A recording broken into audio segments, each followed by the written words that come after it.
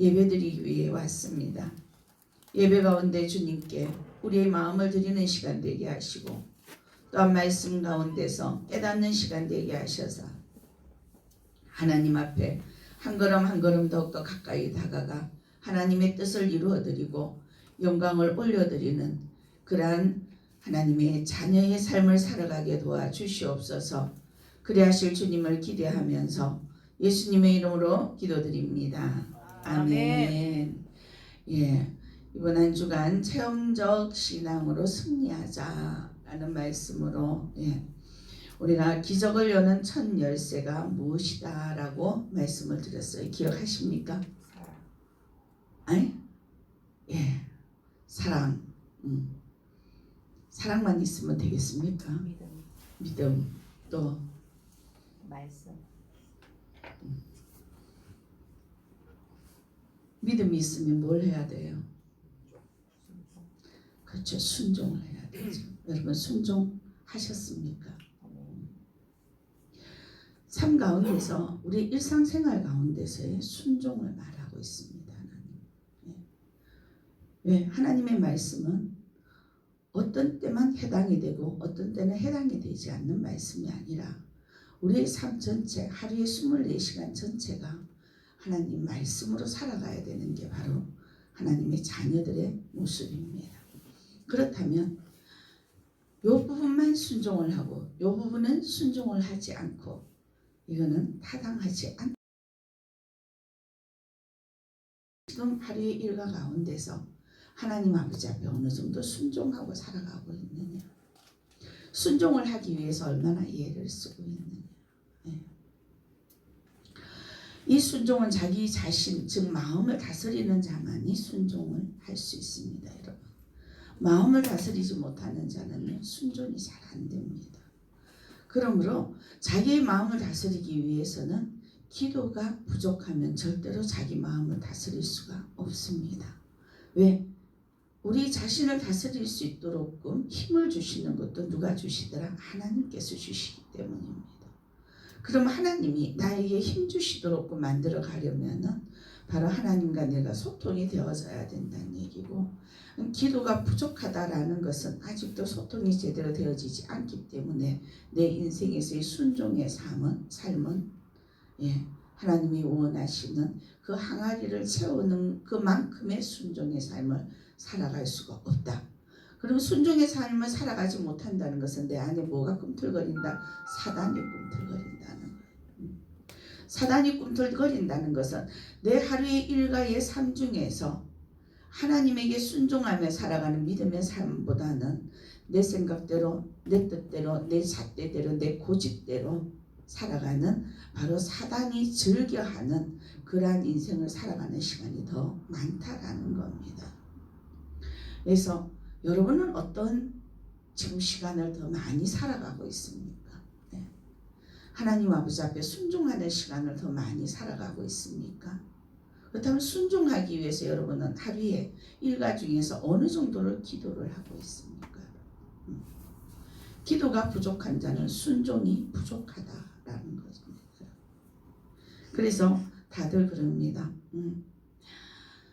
기도를 많이 하는 사람은 하나님 앞에 순종을 열심히 하든지 아니면 사단 앞에 순종을 많이 하든지 둘 중에 하나라고 합니다. 왜일까요? 자기의 정욕으로 구하는 사람은 사단 앞에 순종을 잘하는 사람이고, 하나님의 뜻대로 살아가기를 원해서 간구하는 기도를 하는 자는 하나님 앞에 순복하는 사람이라고 표현을 합니다. 그래서 많은 사람들은 새벽 예배, 저 사람은 새벽 예배도 열심히 나가, 교회에 빠짐없이 모든 예배에 다 참석을 해. 근데 도대체 저 사람의 인생은 왜 저럴까? 저 사람은 아주 작은 것도 잘 참지를 못해. 저 사람이 돌아가는 모든 삶들을 보면 정말 나는 예수를 믿기가 싫어. 이러한 인생의 평가를 받는다면 그 사람은 지금 하나님 아버지 앞에 자기가 어떤 자세로 지금 나아가고 있는지 먼저 자신을 살펴봐야 될 줄로 믿습니다. 왜? 일이 순조롭게 잘 되고 안 되고 이걸 가지고 평가하는 것은 아닙니다. 그러나 사람들은 그의 열매를 보고 그를 알지다라고 말씀하셨어요. 다음 여러분들의 그 열매가 안 되는 가운데서도 하나님께 영광을 돌릴 수 있는 여러분들의 성품이 하나님의 말씀에 덕목이 갖추어져 있느냐, 이게 중요하다는 거예요. 여러분들이 지금 덕목이 하나님의 자녀로서의 덕목으로 갖춰져 가느냐라는 거죠. 기도를 하는 사람, 그는 하나님의 성품대로 갖춰져 가는 사람이라 볼 수 있습니다. 근데 그 기도를 내 정력을 위해서 기도를 하는 사람은 절대로 하나님 성품대로 갖춰져 갈 수가 없어요. 왜? 내가 잘 살기 위해서 기도하고 내 자녀만 잘 되기 위해서 기도를 하고 자기 자신은 못 들다가 그래서 자기가 오늘 하루 어떤 죄를 지었고 자기가 오늘 하루 어떤 혈기를 부렸는지 그거는 당연한 것처럼 하나님 아버지 앞에 회개할 생각도 하지도 않고 하나님 아버지 앞에 하나님 내 이 모습을 좀 더 바꾸어 주시옵소서 꿇어앉아 기도하려고 하는 생각도 얼마 되지 않는다라는 거예요. 하나님 나라 주님을 따라가는 그 길은 어떤 길이라고 해요? 좁은 길이라고 했습니다. 그 좁다는 것은 내가 내 뜻대로 내 마음대로 살아갈 수 없는 길이라는 거예요. 그러니까 좁다는 겁니다. 내가 화가 난다고 해서 화를 낼 수가 없는 그 길이 바로 좁은 길이에요. 내가 하고 싶다고 해서 하고 싶은 모든 것들을 다 하면서 살아갈 수 없는 그 길이 바로 좁은 길, 주님을 따라가는 길이다라는 거죠.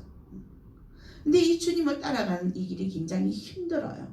힘들기 때문에 거기에 힘을 주시기 위해서 체험적인 신앙을 우리에게 한 번씩 갖게 하십니다.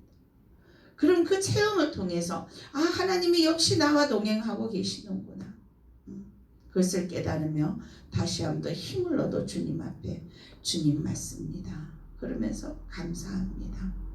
나 같은 죄인을 이렇게 사랑하셔서 이러한 상황인데도 이것까지 해결해 주시니 주님 감사를 드립니다. 이러한 감사의 기도가 나온다라는 거죠. 그래서 예수님이 공생의 기간에 기적을 일으키신 즉 체험적인 신앙으로 나아가기 위해서 우리에게 비유로 말씀하셨던 그 모든 것들 가운데 지난 시간에는 물로 포도주를 만드는 사건에 대해서 말씀을 드렸는데 이 물로 포도주를 만드는 사건 즉 한 사람의 믿음과 함께 따라주는 합심하여 따라주는 정말 그 따라준다는 그 자체가 의문점을 하나도 붙이지 않고 그대로 따라주는 그 하인들의 그 모습들 그것을 통해서 뭐가 맺혀집니까? 열매가 맺혀져요. 저와 여러분들 삶 가운데서 열매가 맺혀져야 돼요. 지금 어떤 열매를 맺고 계십니까? 하나님 아버지 앞에 아버지 나는 오늘도 이 열매를 맺기 위해서 열심히 달려가고 있습니다 라고 당당하게 주님 앞에 고백하면서 날마다 다름질 할 수 있는 저와 여러분들이 되셔야 됩니다. 근데 목표도 없이 그냥 하루 눈 떴다 세수하자 오늘 하루 예배네 그래 가야지 다람쥐 쳇바퀴 돌듯이 무의미하게 그렇게 살아가는 그 인생의 삶에서는 하나님을 만나는 인생은 될 수가 없습니다. 열매를 맺는 삶이 되어야 된다. 열매. 체험이 바로 즉 열매입니다. 나타나는 거잖아요. 보이지 않는 것들의 실상으로 우리에게 나타나는 거잖아요. 그렇다면 그게 바로 열매인데 저와 여러분들의 인생에서 이 열매가 없다면은 기가 막힌 상황이다라는 겁니다. 그래서 우리가 첫 번째 표적인 물을 포도주로 변화시킨 이적, 그죠? 예수님의 어머니 마리아 그리고 순종하는 하인들의 통해서 그래서 믿음과 순종을 통해서 무엇을 하나님이 이루어 가시는 열매가 맺히는 사건 어떤 열매가 물이 포도주가 되어지는 열매가 열렸더라. 아멘. 오늘은요 두 번째의 표적입니다. 예수님은요 이 요한복음에서 나타나 있는 예수님의 표적이 총 7가지가 나와요. 이것을 통해서 우리가 물을 포도주로 만들었는 것은 물질도 하나님이 어떻게 관여하신다라는 거예요. 어떠한 형체든지 하나님이 관여를 다 하신다. 하나님의 말씀 한마디면 변화가 일어난다. 이것은 되고 이것은 안 된다라는 그러한 이미지를 저와 여러분들의 생각을 지금 깨트리는 말씀들이 지금 나타나는 거예요. 오늘 두 번 하나님의 역사를 말씀하고 있어요. 자, 오늘 본문에 등장하는 왕의 신하는 어떤 사인가 여러분 아시고 계시나요? 이 신하가 어떤 신하입니까? 우리 성경을 읽을 때 조금씩은 파악을 하면서 읽으셔야 됩니다. 이 왕의 신하는요, 세례 요한을 죽인 헤롯 안디바의 신하입니다. 세례 요한을 죽인 왕 안디바, 그 사람 수하에 있는 신하다라는 거예요. 성경 원문에는요, 이 신하를 칭할 때에 바실리코라는 그러한 단어를 사용을 하는데, 이 단어는 주로 왕과 아주 가까운 밀접한 사이를 가지고 말을 합니다. 그래서 신학자들은 누가복음 8장에 헤롯의 청지기, 혹은 사도행전 13장에 등장하는 안디옥 교회의 5 지도자 중에 한 사람인 헤롯의 젖동생 마나엔일 것으로 짐작을 하고 말씀을 증거를 합니다. 해석을 해나갑니다. 당시 이 신하는요, 예수님과 아주 적대 관계에 있었던 것은 분명합니다. 왜? 세례 요한을 죽인 그때 그 시대의 왕의 신하였기 때문에. 예수님께 도움을 청하는 것은 바로 주인을 버리는 일이에요. 그 왕을 배반하는 일이라는 거죠. 또한 자기 생명도 걸고 예수님 앞에 나와서 청을 해야 되는 아주 위험천만한 그러한 것을 가지고 지금 예수님 앞에 나타났어요. 무엇 때문에? 자기 아들이 병들어 죽게 되었다 하는 거죠. 남들의 이목이 두려웠습니다. 저들이 보고 왕에게 가서 당신의 신하가 예수께 와서 이렇게 보고를 하지는 않을까. 근데 남들의 이목이 두렵지 않았어요. 마지막 지푸라기라도 잡고 싶은 그러한 심정입니다. 왜? 아들이 지금 죽어가고 있는 상황이니까. 그래서 용기를 내서 예수님께 찾아갑니다. 즉 자식을 살리기 위해서 자신의 모든 직위를 또한 목숨을 내놓았어요. 들키면 목숨도 잃어버리고 직위도 다 뺏겨버리는 그런 상황이라는 거죠. 근데 예수님은 이처럼 어렵게 찾아와서 아들의 병을 고쳐주기를 간절하게 원하는 이 왕의 신하에게 칭찬을 하는 것이 아니라 오히려 책망을 하고 계십니다. 오늘 48절 말씀에 보면요, 예수께서 이르시되 너희는 표적과 기사를 보지 못하면 도무지 믿지 아니하니라 라고 책망을 합니다. 너희가 어떻게 해서 표적과 기사를 봐야지만이 믿느냐? 그것을 보지 못하면 어떻게 너희들이 꼭 그것을 봐야지만이 믿느냐? 도대체 너희에게 믿음이 있느냐? 책망하고 계시는 거예요.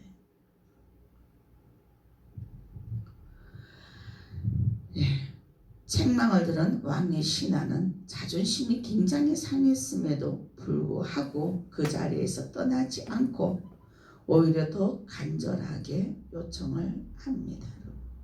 49절 말씀에 보면 신하가 이르되 주여 내 아이가 죽기 전에 내려오소서.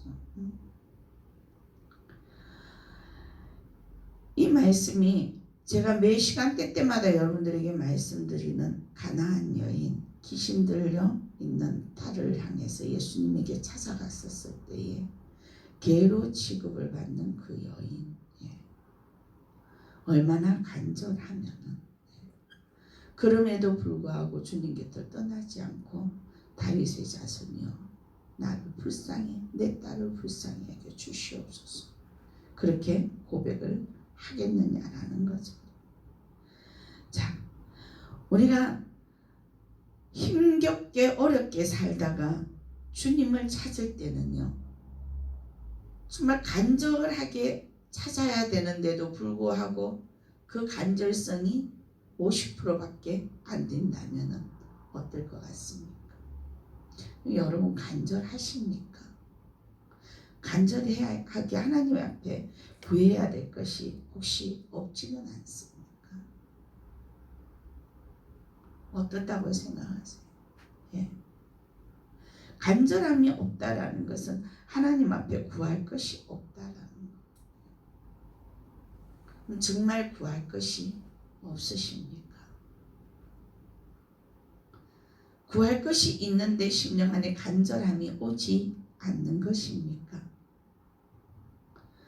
구할 것이 정말 있는데 심령 안에 간절함이 없다는 것은 여러분들의 심령은 아직도 사단에게 완전하게 자유함을 얻지 못했습니다. 심각해.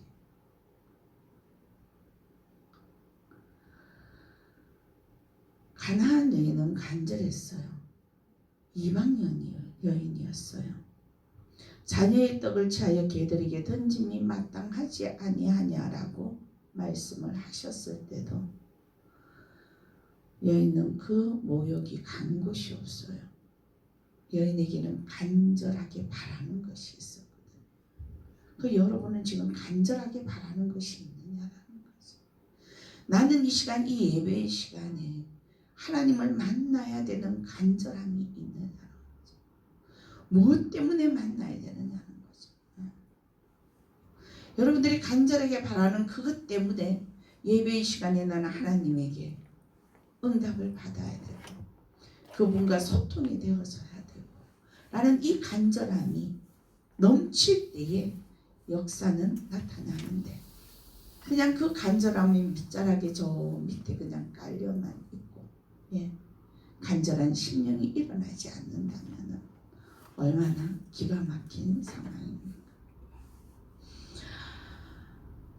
여러분 간절한 자는요 예수님에 대한 믿음이 굉장히 확고하게 일어납니다.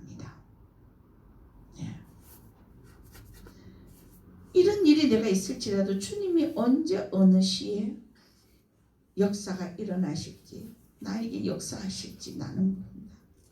그러므로 나는 항상 깨어 있어야 된다. 여러분 지금 영원히 깨어 있는 자라는 거죠. 그 확고한 그 믿음 때문에 예수님께서는 뭐라고 하십니까? 그 여인에게 여자여 내 믿음이 크도다. 내 소원대로 될지어다. 내 믿음대로 될지어다. 여러분들이 바라고 있는 믿음이 어떤 것인가요? 소원이 어떤 것인가요? 여러분들이 바라고 있는 그 소원 가운데서 주님이 이 시간 내 믿음대로 될지어다 라는 이 음성을 여러분들은 사실 들어야 됩니다. 근데 그 음성을 듣지 못하고 그냥 하는 것도 아닌 것이 안 하는 것도 아닌 것이 뜨겁지도 않은 것이 차갑지도 않은 것이 그렇게 신앙생활을 하고 있는 모습이라면은 여러분 바뀌어야 돼요. 뒤집어져야 돼요. 뭐가? 여러분들 심령이 뒤집어져요. 여러분 가족이 문제가 아니라 여러분들이 뒤집어질 때에 하나님의 역사는 나타납니다. 근데 내가 안 뒤집어지잖아요. 안 뒤집어지면은 하나님의 역사는 나타나지 않아요. 근데 하나님은 그렇게 물론 오래 참으시지만 때가 이름에 여러분들에게 주신 그 달란트를 쓰시기를 원하시는 분이시기 때문에 뒤집어지기를 원하십니다. 그럼 그걸 뒤집는 방법이 어떤 방법이 나올까요? 지금까지 겪었던 상상하지 못할 일들을 겪게 되면서 뒤집어지는 방향으로 끌고 갑니다. 그렇게 되어지기를 원하십니까? 전 여러분들에게 협박이 아니에요.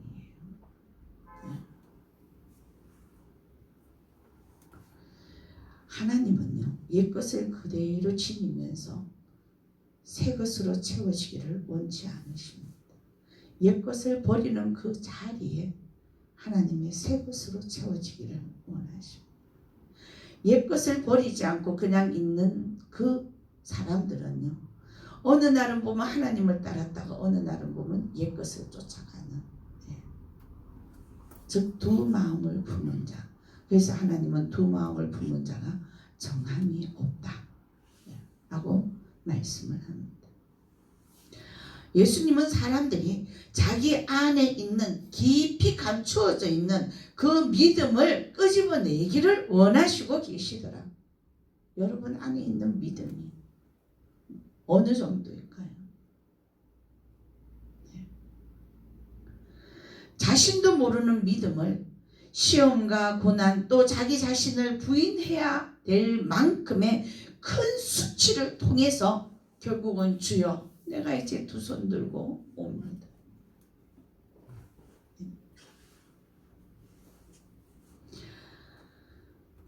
여러분 그렇게 하면서 여러분들의 믿음을 확인시켜주는 것이 예수님의 목적입니다. 머릿속에만 맴돌던 믿음이 고난과 어려운 일들을 통해서 정리가 되어져야 돼요.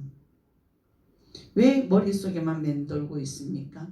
내 행함은 내 정욕, 내 생각을 따라서 가니까 머릿속은 이러면 안 되는데. 근데 이것을 환난을 통해서 고난을 통해서 정리시켜 나가시더라라는 거죠. 포기할 걸 완전하게 포기시켜 나가시더라.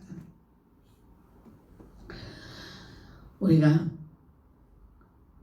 하나님 아버지 앞에 이런저런 많은 문제들을 만나면은 그 문제들 가운데서 아직도 왜 나는 이게 해결이 되어지지 않을까? 여러분 속에 있는 믿음을 끄집어낼 수 있는 은혜가 있으시기를 소망합니다. 그 환난 가운데 그 환경 가운데서 하나님이 여러분들에게 원하시는 것이 있다라는 거예요. 근데 그 원하는 게 뭘까라는 거죠.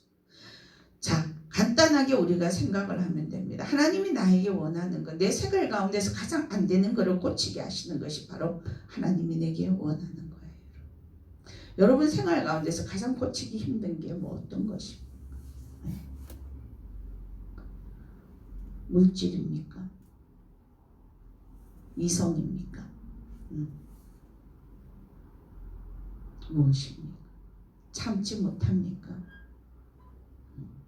즉 인내가 없습니까? 여러분들의 생활 가운데서 일어나는 그 모든 것들은 사실은 여러분들 하나님은요 여러분들을 준비시키기 위해서 그 환경에 여러분들을 놓아둔 거예요. 그럼 여러분들이 준비가 빨리 되면 빨리 되는 것만큼 빨리 벗어난다는 얘기예요. 근데 가정 안에서 하나님이 한 사람에게 딱 포커스를 맞춰서 역사를 하시는데 그 사람이 빨리 훈련이 안 되어지면 옆에 있는 가족들도 함께 가는 모든 공동체도 힘들어집니다.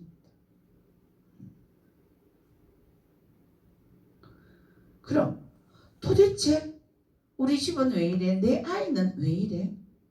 왜 이래가 아니라 여러분의 속에 하나님의 그릇으로 준비되어 있지 않기 때문에 그것을 준비시키기 위하여 자녀를 그렇게 두었다.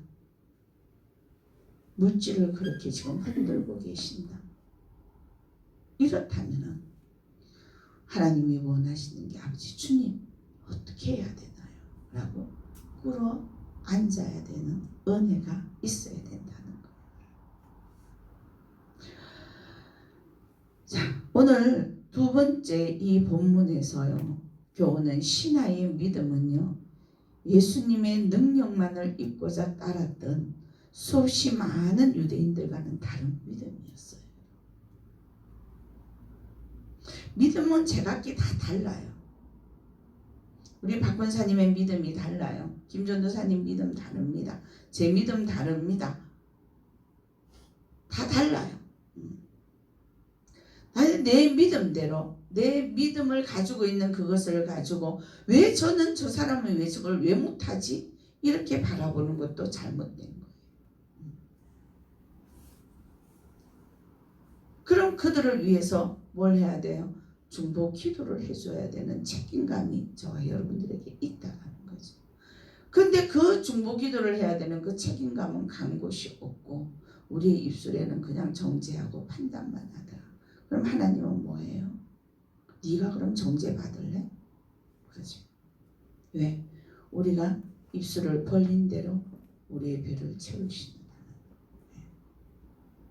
거예요. 성경적으로 저와 여러분 따라가실 수 있기를 바랍니다. 이 하인 신하의 믿음은요, 자신의 모든 지위와 목숨을 걸고 예수님을 찾는 것만큼 뭐 했어요? 간절했다라는 거예요. 간절. 여러분 지금 이 시간 간절한 마음으로 앉아 있습니다. 여러분들이 기도의 제목을 두고 간절한 마음으로 하나님, 나에게 지금 이 문제는 지금 해결 좀 해주셔야 됩니다. 말씀으로 답을 주시옵소서. 그 말씀을 사모하는 간절한 마음으로 예배를 드릴 때에 답이 온다는 거예요. 자, 이 신하는요 너무 간절해서 예수님께서 직접 가셔서 아들의 병을 고쳐주신 것이 아니라 그저 내 아들이 살아있다 라는 그 말씀 한마디에 이 신하는 두 말도 하지 않고 예수님의 말씀만을 믿고서 어디로 갑니까? 가나에서 가버나움까지의 거리가 굉장히 긴 거리인데도 먼 거리인데도 불구하고 되돌아서 집으로 돌아가는 순종의 모습이 보여집니다. 눈앞에 본 것이 아니에요. 아들은 집에 있어요. 가나와 가나안까지의 거리가 24km예요. 단숨에 갈 수 있는 거리가 아니에요. 근데 예수님은 네 아들 문제 없다, 살아있다. 자기가 본 아들은 그냥 이제 아들이 곧 죽는다는 거죠. 근데 예수님의 말씀을 들었어. 듣고 나니까 이 신하는 어떻게 해요? 가는 거예요. 그 말씀을 믿고 가는 거예요. 자, 수없이 많은 믿음의 말씀들이 저와 여러분들의 머릿속에 있습니다. 그 믿음의 말씀대로 저와 여러분은 날마다 믿고 걸어가고 있습니까? 내가 믿고 싶은 것만 믿고 싶지 않은 것은 믿지 않고 나아가는 우리의 모습은 아니냐라는 거죠.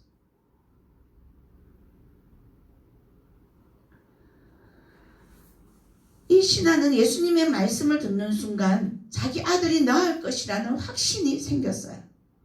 그리고 결과를 누구에게 맡깁니까? 그 결과조차도 예수님에게 맡기고 이 신하는 가는 거예요. 믿음을 가지고 집으로 가는 거예요. 아들을 보기 위해서. 51절에 보면 그는 가버나움으로 내려가는 도중에 종들을 만나게 되고 그들로부터 아들이 회복되었다는 기쁜 소식을 전해 듣습니다. 그래서 확인을 합니다. 또 언제쯤에 그렇게 회복이 되었더냐. 오늘 읽었던 말씀에 나와 있죠. 들어보니까 예수님이 자기에게 했던 그 말씀을 듣는 그 순간이었더라라는 거죠. 수없이 많은 하나님의 말씀이 여러분들 심령 안에 어느 순간 내리에 탁 스치면 그 말씀을 믿음으로 받아들여서 내가 순종하고 나아가는 그 순간에 역사는 나타나더라. 즉 시공간을 초월하시는 주님이시더라. 하나님의 은혜다. 내가 지금 내 옆에 비록 같이 있지 않다 할지라도 한 번씩 환자들의 기도가 오면요, 전화로 기도를 해요. 그러면은 한참 지나서 하루나 이틀쯤 지나면 궁금해져서 제가 전화를 하거나 안 그러면 그쪽에서 다시 전화가 와요. 아, 원장님 너무 감사해요. 그때 전화로 통화로 기도하시면 해주셨는데 깨끗하게 나았어요. 그 문제가 해결되었어요. 뭐예요? 제가 가서 했습니까? 아니에요. 시공간을 초월하시는 그 하나님, 그분이 말씀 한마디로 내 심령 안에 믿음의 열매가 맺힐 때에 역사는 나타나더라. 아멘. 여러분 안에 믿음의 열매가 있어요. 내 시야에 바라다 보이는 것은 믿음이 아닙니다. 보이지 않는 것들이 뭐라고요? 보이지 않는 것들. 안 보인다는 얘기예요.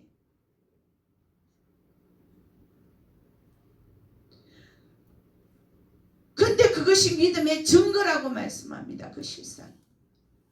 그런데 우리는 지금 현재 자꾸 눈앞에만 내가 기도를 했는데 왜 이게 이루어지지 않지? 왜 안 채워지지? 이 눈앞의 것만 바라보니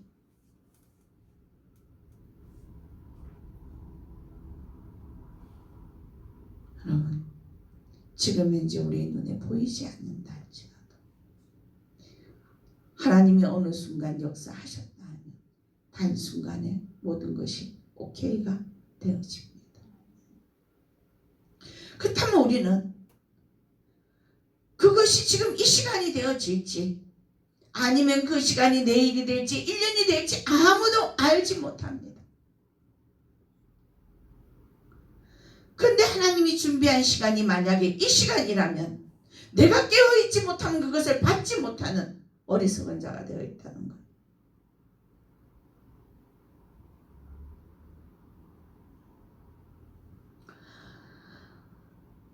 우리의 삶 가운데서 이런 왕의 신하처럼 시공간을 초월한 믿음이 저와 여러분들에게 있으시기를 주님의 이름으로 축원합니다.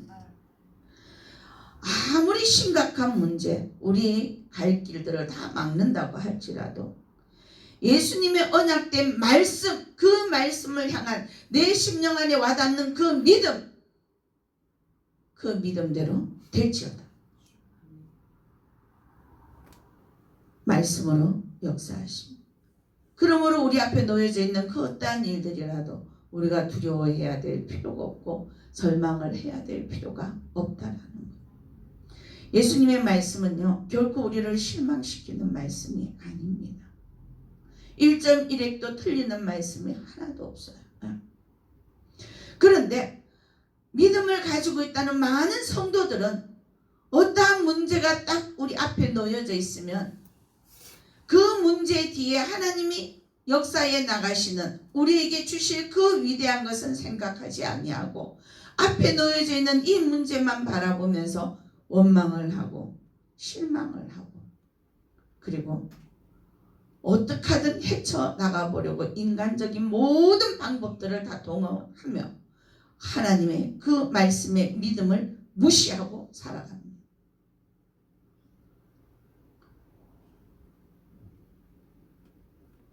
우리의 문제는 주님께서 우리를 구원하실 만한 능력을 갖고 계시지 않거나 우리의 기도와 간구를 외면하시는 데 있는 것이 아니다라는 거예요.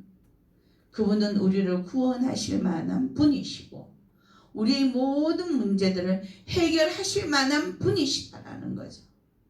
우리가 주님의 능력을 확신하지 못하고 구하지 않는 데 있더라. 얼마나 간절하십니까?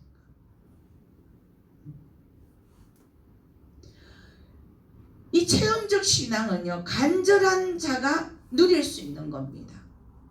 간절하지 않으면 못 누려요. 야고보서 4장 2절 3절 말씀에는 너희가 얻지 못하면 구하지 아니하기 때문이요 구하여도 받지 못하면 정욕으로 쓰려고 잘못 구하기 때문이라. 하나님께서 언제나 우리에게 좋은 것을 주고자 하시는데 우리가 기도하지 않아서 주실 수가 없다라는 거예요. 마음은 바라는데 바라는 거 알아. 그런데 하나님은 우리의 뭐를 보시기를, 꿇어앉는 것을 보시기를 원하신다라는 거예요. 기도하는 것을 보시기를 원하신다라는 거예요. 어떤 마음으로? 간절한 마음으로.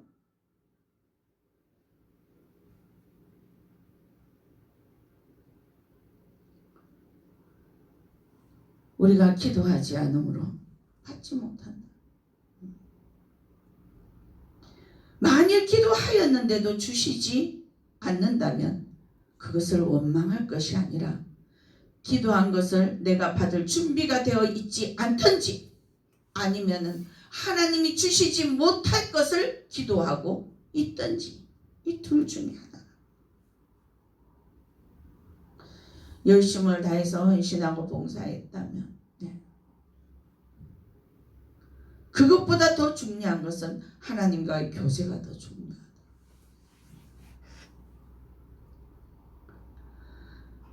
나는 예수님의 말씀을 가슴 깊이 품고 믿음으로 살아가고 있는지 스스로 자신을 한번 살펴볼 수 있기를 소망합니다.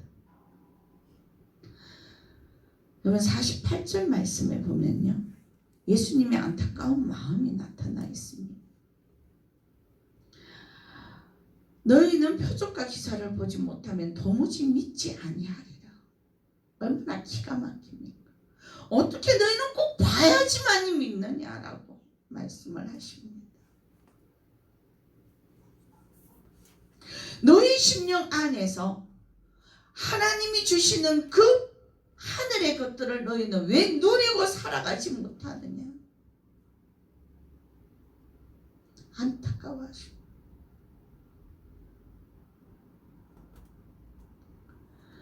도무지 믿지 아니하리라라는 말씀이 뭡니까? 결코 믿으려 하지 않는다라는 거예요, 여러분. 안 보여주면 안 믿는다라는 거예요. 근데 말씀은 요나의 표적밖에 없다 그러니 결국은 안 보여줘서 안 믿으니까 요나의 표적으로 하나님이 주실 수밖에 없는 상황인 거예요.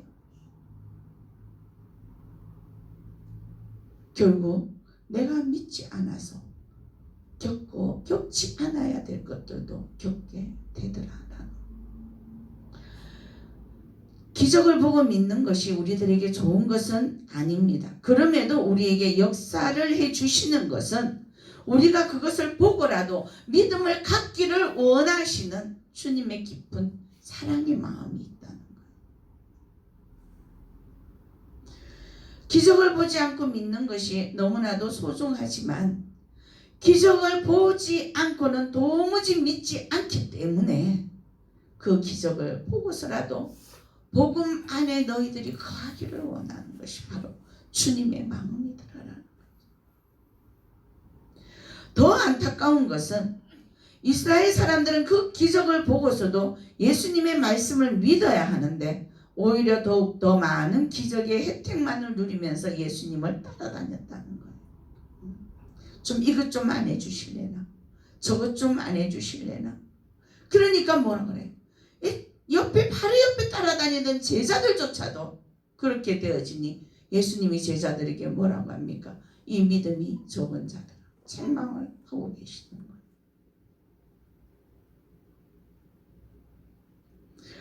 여러분, 예수님이 기적을 베풀 때에는요, 약 2만 명이 모였어요. 성경에.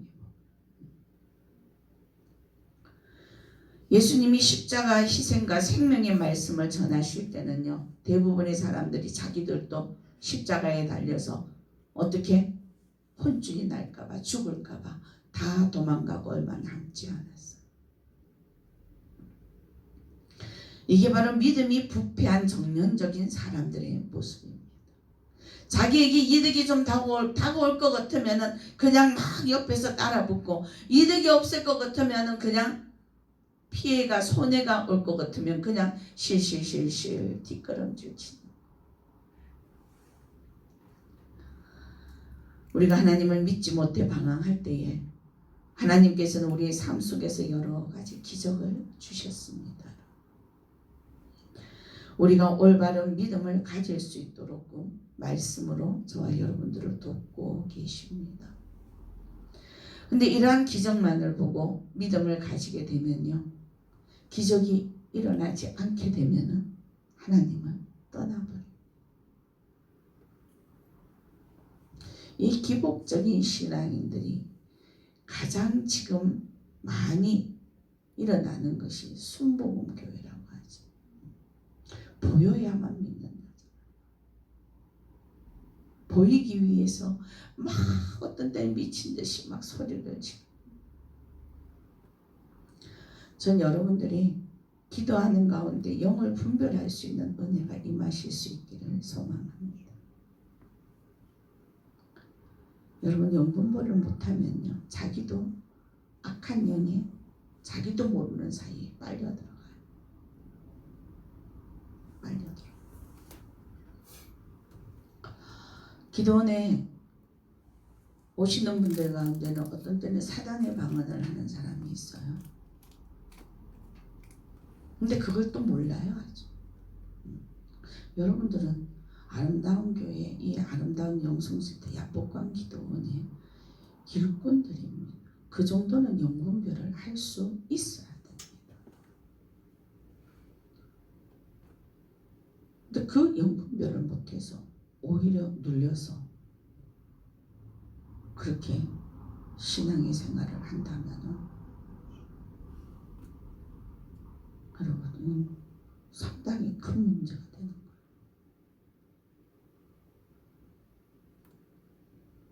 엉뚱한 기도 소리가 나오면 여러분들은 기도를 하다가도 물리치는 기도가 여러분들 속에서 나와야 돼요. 안 하잖아요. 왜? 모르니까. 못 느끼니까. 왜 못 느껴요?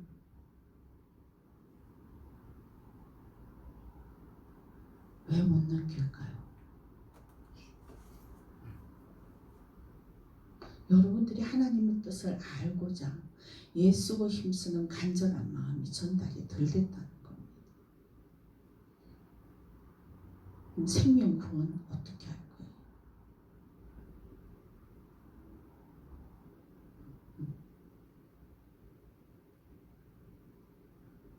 어제 어떤 분이요, 기도 제목을 올렸어요.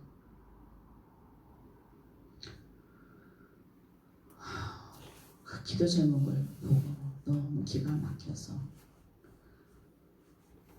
어제 사실 그 기도 제목 때문에 내 방에 들어가서 그냥 이게 뭐지? 이건 뭐야?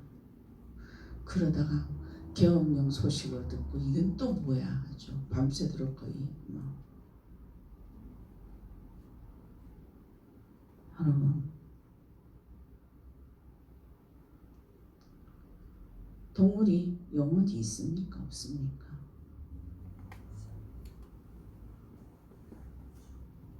있어요? 없어요?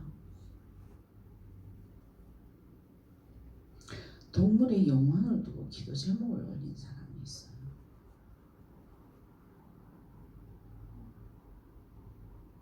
그 영혼을 천국 가게 해달라고 기도 제목을 올려요.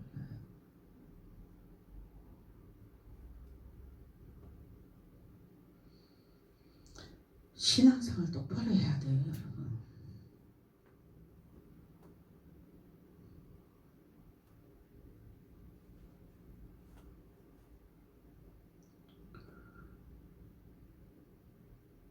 기도를 하는데 영은 흐름입니다.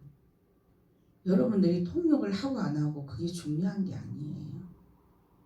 영은 흐름이기 때문에 여러분들이 기도를 하다 기도가 막히면요, 뭔가가 악한 것들이 더 강하게 설친다는 것도 알아야 됩니다. 그러면 더 믿음을 가지고 하나님 아버지 앞에 물리칠 거 물리치고 나아가야 되는데 여러분들이 지금 그게 안 되는 거예요. 안 돼. 제가 제일 안타까운 게 사실 그거예요. 지금 우리 식구만 있으니까 지금 얘기를 하는 거예요. 다른 분들 앉아있을 때 내가 이런 얘기 어떻게 하겠어.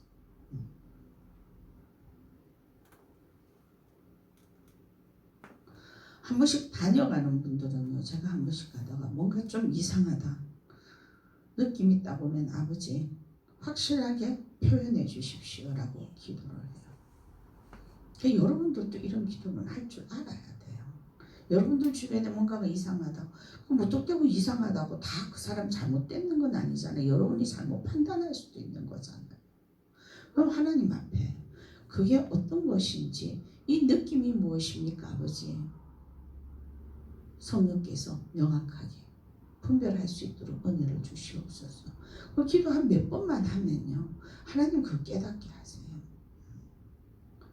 근데 여러분들이 생각 속에, 이 머릿속에, 이 마음속에 여러분들이 지금 무엇을 원하고 있고 무엇을 향해서 가고 있는지,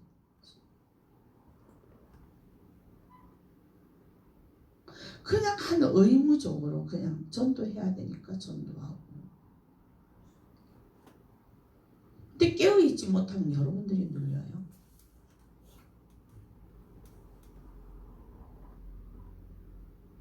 가장 선두주자로 달려가는 일꾼인 여러분들이 눌리면요, 어떻게 될 것 같습니까? 여기가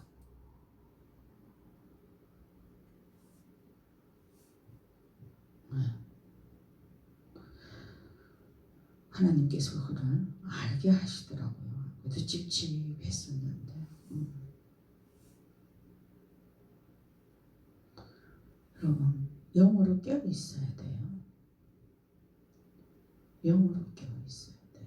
여러분 영혼이 깨어 있어야 돼요. 열 처녀가 주님 오실 날을 기다리면서 다섯 처녀는 기름 등불 준비하고 다섯 처녀는 준비하지 않고 있다가, 준비하지 못한 그 다섯 처녀는 결국은 어떻게 나오자 해요. 여러분 지금 무엇으로 준비하고 있나요? 말씀만 가지고 우리 영혼은 준비시킬 수 없어요. 말씀을 1시간 읽으면 기도도 1시간 이상 해야 됩니다. 기도와 말씀을 1시간씩 했다면 내 행함도 그 말씀대로 살아가기 위해서, 열매를 맺기 위해서 애쓰고 힘쓰는 내 마음의 중심이, 오직 내 마음의 중심이 하나님의 말씀만 바라보고 그 말씀대로 순종하고자 하는 그 마음의 중심이 있어야 됩니다. 그럴 때 주변에 온갖 우겨싸움을 당한다 할지라도 내 안에 임재해 계시는 성령께서 그것들을 물리치게 하십니다. 깨닫게 하셔요. 너 이거 아니야. 화를 내야 될 때 화 나지 않도록 그 마음의 평정을 찾게 하시고, 뭔가를 선택을 해야 될 때는 하나님의 말씀 안에서 지혜를 주셔서 선택할 수 있게 하시고,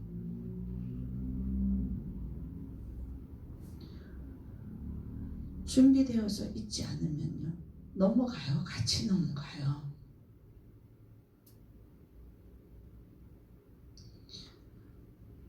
교회는, 성전은 만민이 기도하는 집입니다.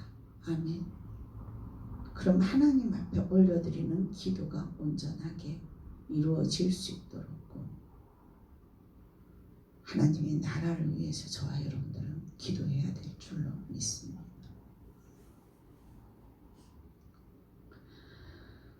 말씀을 맺습니다. 오늘 본문에 나타난 이 왕의 신하는 어떤 자라고 했어요? 세례 요한을 죽인 그 왕의 신하였어요. 처음부터 예수님을 믿었는 신하가 아니다라는 거예요. 그럼 그곳에서 자기 아들을 살리기 위해서 주님 앞에 나올 때는 목숨도 다 버릴 것을 각오를 하고, 간절함, 자기 아들을 살리기 위한 그 간절함이 있었기 때문에 나왔다는 거죠. 여러분들에게 어떤 기도의 제목이 있다면 그 간절한 기도의 그 제목을 이루기 위해서 여러분들은 어떤 간절함으로 지금 표현하고 나아가고 있느냐, 하나님 앞에 어떠한 간절한 기도를 하고 있느냐.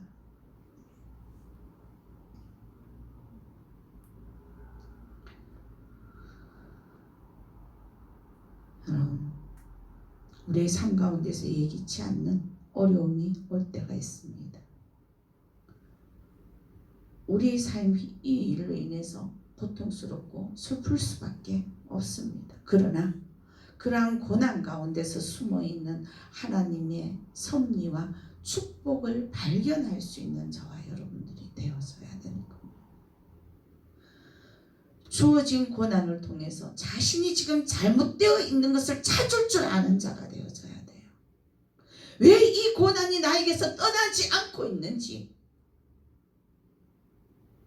왜 이 문제가 나에게서 해결되고 있지 않는지,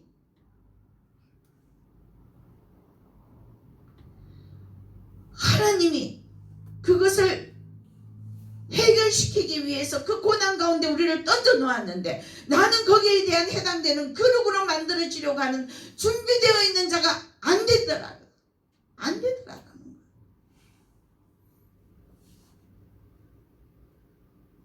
그 많은 이들이 바라볼 때 어떻게 바라봐요? 저 집사님, 저 권사님, 저 전도사님, 저 목사님 날마다 교회에서 날마다 하나님 아버지 일한다고. 근데 도대체 저분들은 삶이 왜 저래? 하나님 살아계셔. 저와 여러분은 하나님 아버지 앞에 영광을 선포해야 되는 도구들입니다. 도구들이에요.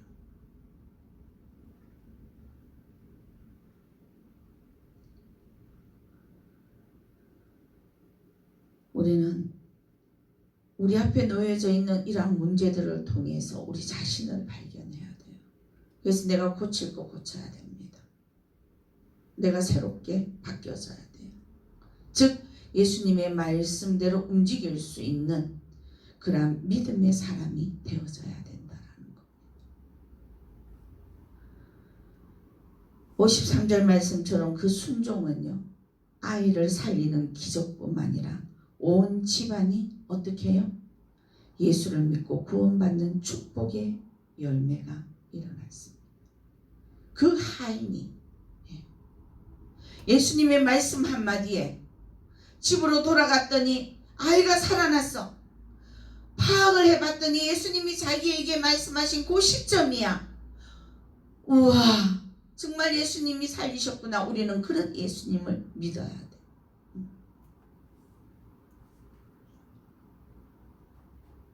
그 믿음이 내 가정의 자녀들에게 전달이 되어져야 돼.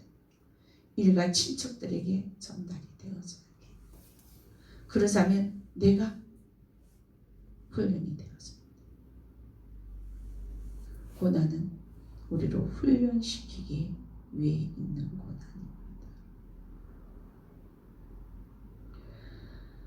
하나님을 잘 알지 못했을 때, 즉 하나님의 말씀을 잘 알지 못했을 때는요, 부모님에게 함부로 대하고 이웃들에게도 함부로 대하고 순간순간 내 자신의 내 멋대로 내띠띠고 내가 화낼 거 다 내어버리고 내가 하고 싶은 거 다 해버리고 예수님은 내 안에 간 곳이 없고 그렇게 살아간다 했을지라도, 그러나 내 안에 어느 날 하나님의 말씀이 한 자락 들어가고 또 한 자락 들어가고 또 들어가고 또 들어가 내 안에서 채워질 때에 그 말씀이 바로 나의 모습을 거울로 비춰지는 모습이 되어져야 되고, 그 거울로 비춰진 모습을 내가 어떻게 씻어내고 깨끗하게 정결하게 하는 그러한 모습으로 하나님 아버지 앞에 나아가야 돼요. 하나님의 말씀, 하나님의 은혜가 우리 안에 있는데, 그러면 그 말씀 속에서 은혜를 배우고 사랑을 배웠다면은 이 왕의 신하가 그랬듯이 온 집안이 구원의 기쁨을 누릴 수 있어야 되더라. 주님이 주시는 기쁨 누릴 수 있기를 원합니다. 예수님을 믿는다는 것은 그분을 신뢰하며 그분께 우리의 모든 것을 맡기는 것입니다. 요만큼만 맡기고 있는 자가 아니라 전체를 맡길 수 있는 믿음. 그래서 우리 이 훈련은요, 그 믿음이 세워지기 위한 과정입니다. 과정. 근데 이 과정이 너무 길지 않았으면 합니다. 그래서 저와 여러분은 첫 번째의 표적과 두 번째의 표적, 그 결론적인 가르침은요, 어떻게? 하나님은 시공간을 초월하신 분이 어느 곳에서든지 역사를 하시는데 믿음 있는 자를 통하여, 순종하는 자를 통하여 역사를 하시더라. 네. 아직도 내 안에 가장 간절한 문제가 해결되어져 있지 않다면 하나님이 가장 원하시는 뭔가가 내 안에 지금 갖춰지지 않고 있더라. 그것을 파악하셔서 갖춰 나가실 수 있는 은혜 있으시기를 주님의 이름으로 축원합니다. 기도합니다. 하나님, 두 번째 표적, 왕의 신하, 바로 세례 요한을 죽게 한 그 왕의 그 신하입니다. 그 아들이 죽게 되어 예수님은 온갖 병들을 다 낫게 하신다는 그것을 알기